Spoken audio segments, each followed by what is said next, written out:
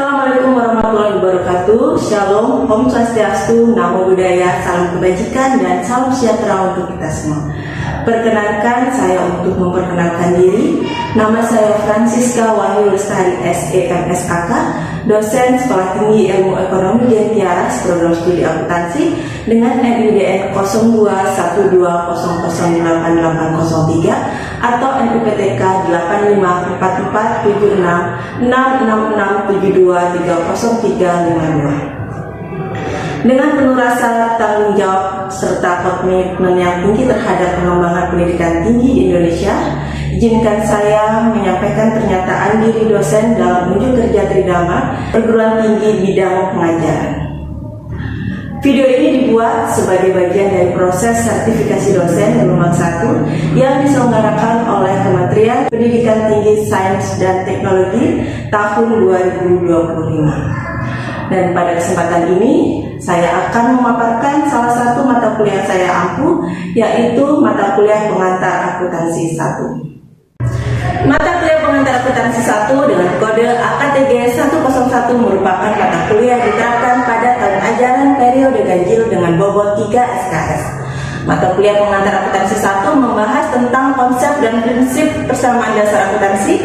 Selanjutnya, mata kuliah ini membahas mengenai karakteristik perusahaan, terutama perusahaan jasa dan dagang, kemampuan dan keterampilan dalam menyelesaikan siklus untuk akuntansi perusahaan jasa dan dagang yang dimulai dari menganalisis transaksi, mengklasifikasikan akun, memposting jurnal, membuat neraca saldo, lalu melanjutkan ke proses penyesuaian, membuat laporan keuangan hingga jurnal penutup. Mata kuliah pengantar akuntansi 1 dilaksanakan dalam 16 kali pertemuan tatap muka yang terdiri dari 14 kali untuk penyampaian materi dan 2 kali pertemuan untuk ujian tengah semester serta ujian akhir semester. Untuk materi yang diajarkan dalam mata kuliah ini antara lain: yang pertama adalah mengenai pengantar akuntansi dan perusahaan, yang kedua akun dan kode akun, lalu yang ketiga analisis transaksi, kemudian proses penyesuaian, lalu penyelesaian siklus akuntansi perusahaan jasa, sistem akuntansi, dan akuntansi perusahaan dagang. Capaian pembelajaran lulusan program studi yang ada pada mata kuliah ini antara lain ada pada CPL 3, CPL 4, CPL 5, CPL 6, CPL 7, dan CPL 8. Sedangkan untuk capaian pembelajaran mata kuliah yaitu antara lain yang pertama adalah mampu menjelaskan konsep serta menghitung persamaan akuntansi, mampu mengidentifikasi, menyusun dan menganalisis transaksi bisnis, mampu menjelaskan, menyusun dan menyelesaikan siklus akuntansi, mampu menjelaskan, menyusun dan mengevaluasi laporan keuangan perusahaan jasa, serta mampu menjelaskan, menyusun dan mengevaluasi laporan keuangan perusahaan dagang. Referensi atau sumber bacaan pada mata kuliah ini adalah menggunakan buku pengantar akuntansi 1 dari berbagai ahli dan juga modul bahan ajar saya dengan judul pengantar akuntansi 1 buku 1 serta sumber lain yang relevan dengan mata kuliah ini. Saya juga telah mengintegrasikan hasil penelitian dan juga pengabdian kepada masyarakat saya ke dalam mata kuliah ini, terutama pada pokok pembahasan yang berkaitan dengan penyusunan laporan keuangan. Tujuannya tidak lain adalah untuk memberikan perspektif yang relevan dan mutakhir kepada mahasiswa. Untuk metode pembelajaran, saya menggunakan sistem tatap muka langsung, di mana media yang saya gunakan untuk penyimpanan materi atau penyampaian materi adalah e-learning dalam Safenet. Untuk sistem pembelajaran dalam mata kuliah ini, saya mengimplementasikannya dengan pendekatan dia, yakni delivery, interaction, dan assessment untuk memastikan proses pembelajaran yang efektif dan komprehensif. Untuk aspek delivery, saya menyampaikan materi dengan beragam strategi perkuliahan, di mana metode pembelajaran yang saya gunakan adalah kolaborasi antara teacher center learning dengan student center learning. Pengajaran yang saya gunakan biasanya adalah ceramah, terutama untuk konsep, dasar, dan teori, serta studi kasus sebagai bentuk interaction. Sedangkan untuk bentuk assessment atau evaluasi mata kuliah, penilaian dilakukan secara komprehensif dengan bobot penilaian yang meliputi 30% UAS, 30% UTS, 20% tugas, 20% sikap dengan syarat minimal kehadiran 80%. Dan berikut saya tampilkan pembelajaran pada pertemuan tatap muka ketiga dengan materi analisis transaksi. Selamat menyaksikan. Selamat pagi semuanya. Selamat hari ini. Semangat ya. Bersyukur jika semuanya dalam keadaan baik, berarti kita siap untuk mengikuti. Baik, hari ini adalah pertemuan kita yang ketiga, jadi nanti kita akan melanjutkan materi sebelumnya. Sebelum kita mulai, kalau dulu pertemuan hari ini dengan doa. Mari silakan berdoa agama dan kepercayaan masing-masing. Berdoa dimulai. Berdoa selesai. Oke, jadi adik mahasiswa, hari ini kita adalah pertemuan yang ketiga. Jadi nanti kita akan mempelajari ya pokok pembahasan yaitu terkait dengan menganalisis transaksi. Nah, nanti setelah mengikuti perkuliahan hari ini, beberapa chapter pembelajaran yang akan kita raih adalah yang pertama nanti mahasiswa mampu menjelaskan ya mengapa akun digunakan untuk mencatat ringkas ya pengaruh dari transaksi pada laporan keuangan. Kemudian yang kedua menyebutkan karakteristik dari sebuah akun. Lalu yang ketiga menjabarkan ya aturan debit, kredit serta saldo normal dari akun. Kemudian meringkas dan menganalisis pengaruh transaksi terhadap laporan keuangan. Lalu menyatakan saldo atau biasa disebut trial balance. Kemudian menjelaskan bagaimana neraca saldo dapat digunakan untuk menemukan kesalahan.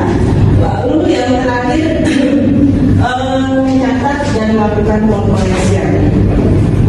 Dan sebagai informasi nanti sistem pembelajaran kita hari ini, yang pertama nanti saya akan memaparkan materinya.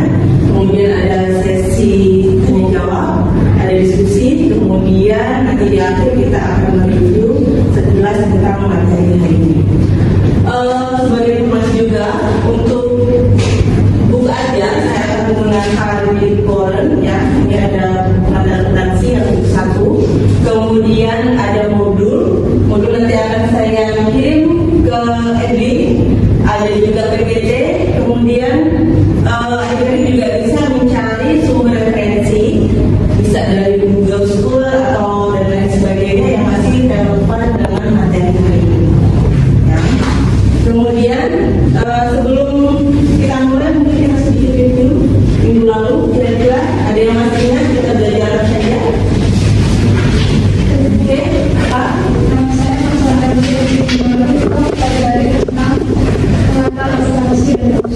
Pengantar akuntansi dan perusahaan. Benar?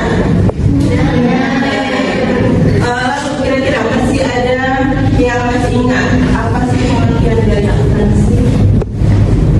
Siapa namanya? Izin jawab, Bu. Nama saya Febriana.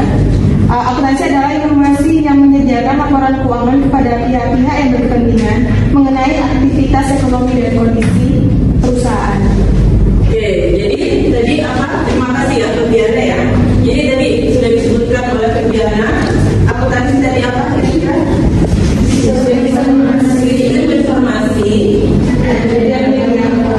yang menyediakan laporan keuangan kepada pihak-pihak yang berkepentingan. Pihak-pihak yang berkepentingan ada yang masih ingat?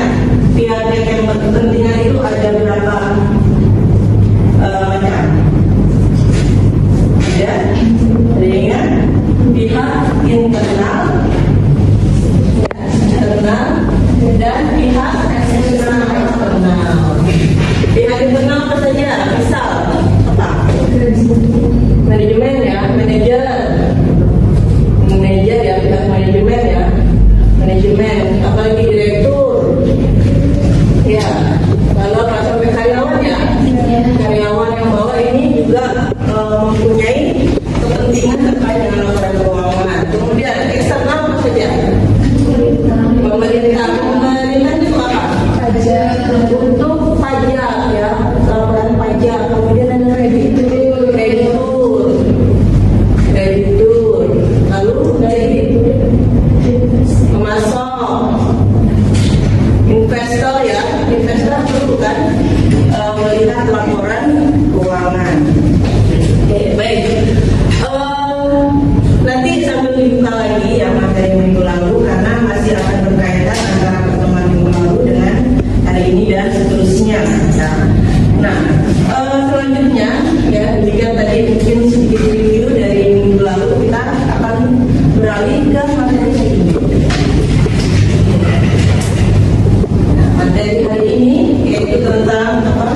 analisa transaksi, ya, analisa transaksi.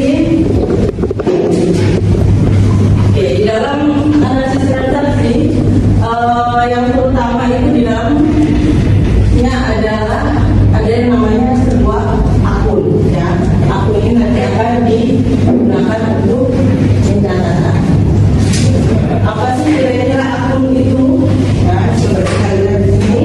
Jadi akun itu adalah setiap item laporan keuangan, ya. Setiap item laporan keuangan itu disebut sebagai akun. Akun ini nanti akan ada beberapa jenis, ya. Kalau masih ingat minggu lalu, kira-kira akun itu apa saja? Akun ada yang namanya akun real dan akun real dan akun nominal. Real dan akun nominal. Ya, untuk akun real, ada yang masih ingat kira-kira akun real itu apa saja sih? Akun real ini nanti akun yang akan nampak pada laporan neraca, ya. Neraca itu ada dua sisi, ada aktiva dan pasiva, ya. Jadi nanti yang aktiva itu isinya adalah aset atau biasa disebut harta. Contohnya apa? Aset itu tanah, perawatan, bangunan, kendaraan, ya. Lalu kas, yang lancar itu ada kas, ada persediaan, ada bahan pustaka, ya. Di aset, kemudian ada kewajiban,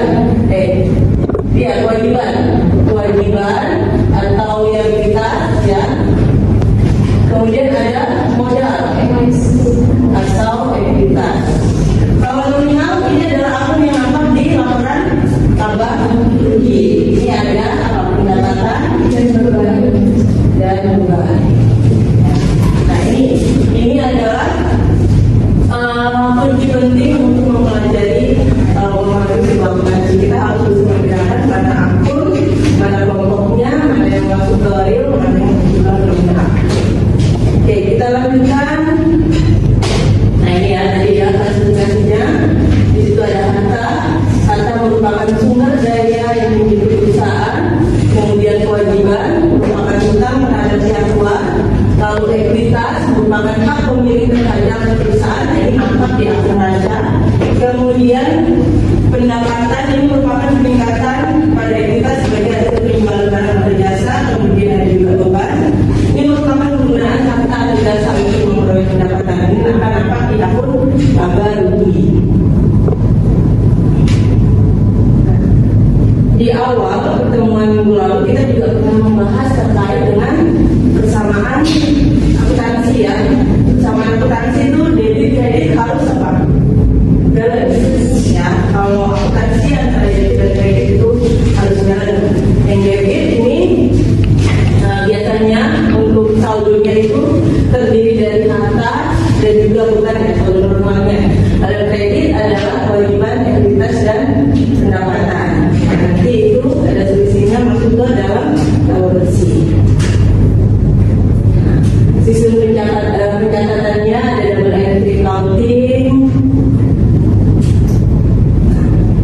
Ini ada akunting, ya.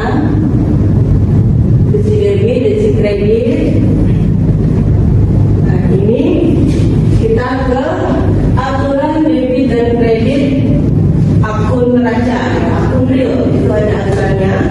Bisa dilihat di situ. Yang pertama ada harta. Akun harta jika debit, jika ada kenaikan maka akan dicatat di sisi debit. Jika ada penurunan maka akan dicatat di sisi kredit. Kemudian kalau kewajiban, jika dia ada kenaikan di sisi kredit, kalau penurunan di sisi debit.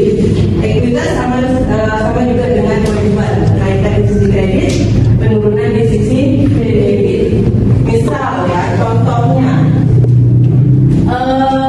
membeli peralatan secara tunai, ya. Di situ nanti peralatan itu kan masuk ke kelompok harta, ya. Lalu membeli peralatan secara tunai, itu berarti pakai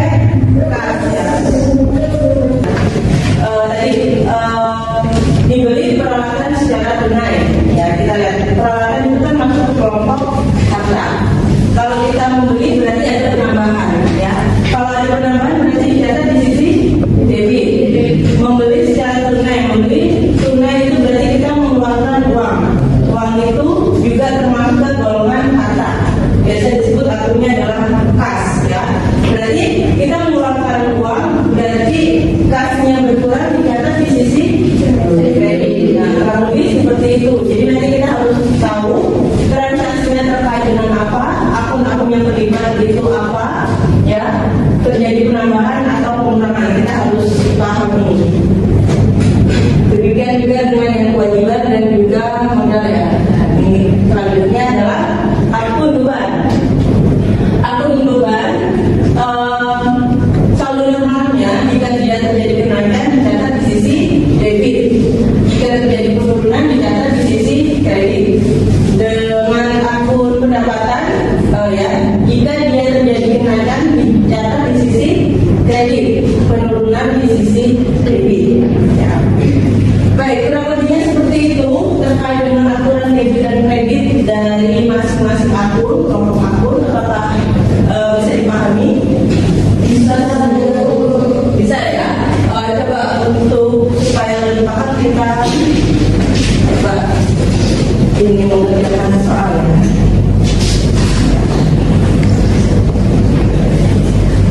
Oke, ini supaya lebih jelas lagi, coba di sini ada soal analisa transaksi. Silakan dikerjakan, ya.